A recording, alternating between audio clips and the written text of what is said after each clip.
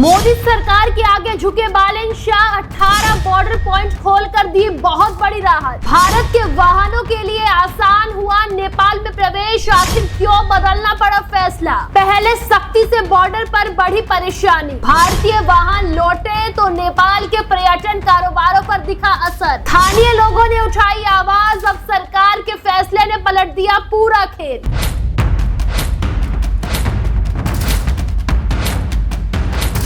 कहते हैं पड़ोसी से रिश्ते बिगाड़ना आसान होता है, लेकिन पड़ोसी की अहमियत समझने में कई बार वक्त लग जाता है। और दोस्तों, नेपाल में इस वक्त कुछ ऐसी ही तस्वीरें दिखाई दे रही है। दरअसल भारत को लेकर अपने पुराने सख्त रुख और बयानों की वजह से चर्चा में रहे बालन शाह की सरकार ने अब भारतीय सीमा से जुड़े मामले में बड़ा फैसला ले लिया है। आपको बता दें, नेपाल ने भारत से लगी सीमा पर 18 कस्टम एंट्री पॉइंट पर आवाजाही की सुविधा फिर से शुरू करने का रास्ता साफ कर दिया है। भिस्वा और डोरी जैसे बॉर्डर पॉइंट्स पर राहत मिलने से सबसे ज्यादा फायदा भारतीय वाहनों और सीमावर्ती इलाकों के लोगों को होने वाला है। और सिर्फ इतना ही नहीं, सीमा से तय दायरे तक वाहन बिना कस्टम शुल्क आवाजाही कर सकेंगे और आगे जाने पर निर्धारित शुल्क देना होगा। अब सवाल ये उठ रहा है कि आखिर अचानक बालन सरकार का रुख क्यों बदल गया?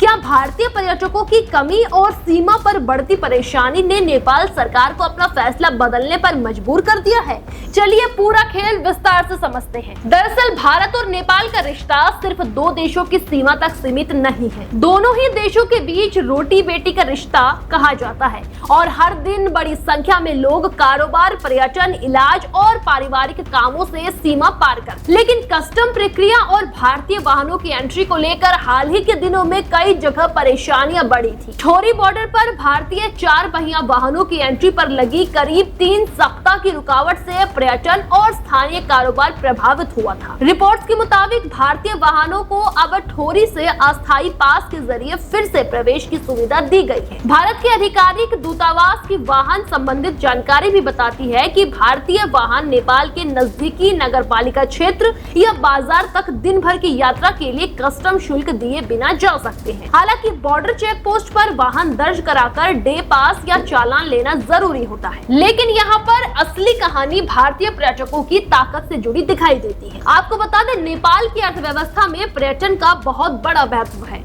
और सीमा से सटे इलाकों में भारतीय यात्रियों की आवाजाही स्थानीय होटल, रिजॉर्ट, दुकानों और फिर छोटे कारोबारियों के लिए भी बेहद अहम मानी जाती है। ठोरी जैसे इलाके नेशनल पार्क और प्राकृतिक पर्यटन स्थलों की तरफ जाने वाले यात्रियों के लिए प्रवेश द्वार का काम करते हैं। जब भी भारतीय वाहनों की एंट्री में परेशानी बढ़ी तो इसका सीधा असर स्थानीय कारोबार पर दिखाई देने लगा। ठोरी में होटल और पर्यटन व्यवसाय से जुड़े लोगों ने भी आवाजाही आसान करने की मांग उठाई।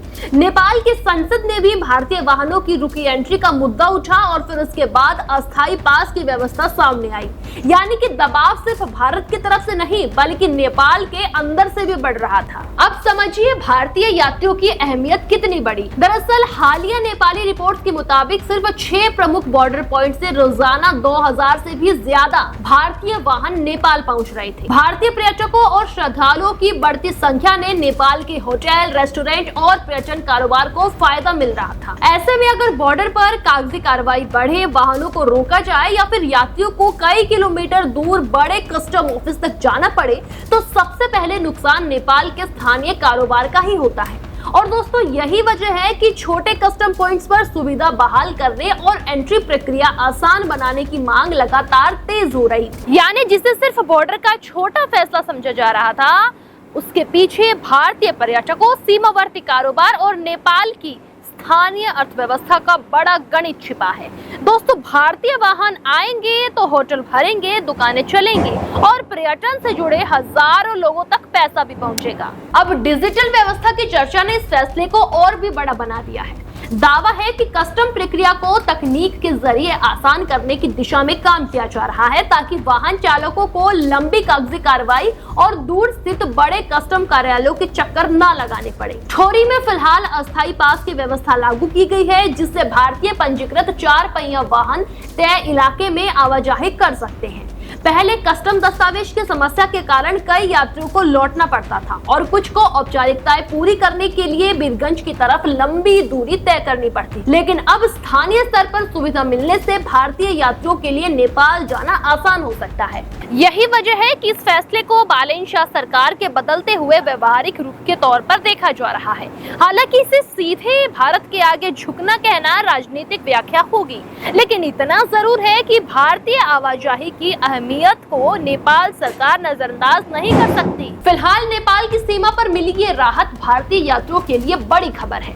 18 कस्टम पॉइंट्स को लेकर सामने आई नई व्यवस्था, तय सीमा शुल्क, राहत और आसान प्रवेश की कोशिश से आने वाले दिनों में दोनों तरफ आवाजाही बढ़ सकती है और सबसे बड़ा फायदा उन भारतीयों को होगा जो 4 पहिया वाहन से नेपाल जाना चाहते हैं और उन नेपाली कारोबारियों को भी जिनकी कमाई भारतीय पर्यटकों पर निर्भर है। दोस्तों, अब सबसे बड़ा सवाल यही है कि क्या बालेन शाह सरकार आगे भी भारत के साथ सीमा और व्यापार से जुड़े मुद्दों पर ऐसा ही व्यावहारिक रास्ता अपनाएगी या फिर दोनों देशों के रिश्तों में दोबारा कोई नया तनाव दिखाई देगा। फिलहाल इतना तय है कि बॉर्डर पर लिया गया ये फैसला भारतीय यात्रियों के लिए और नेपाल के स्थानीय कारोबारों के लिए बड़ी उम्मीद बनकर आया है।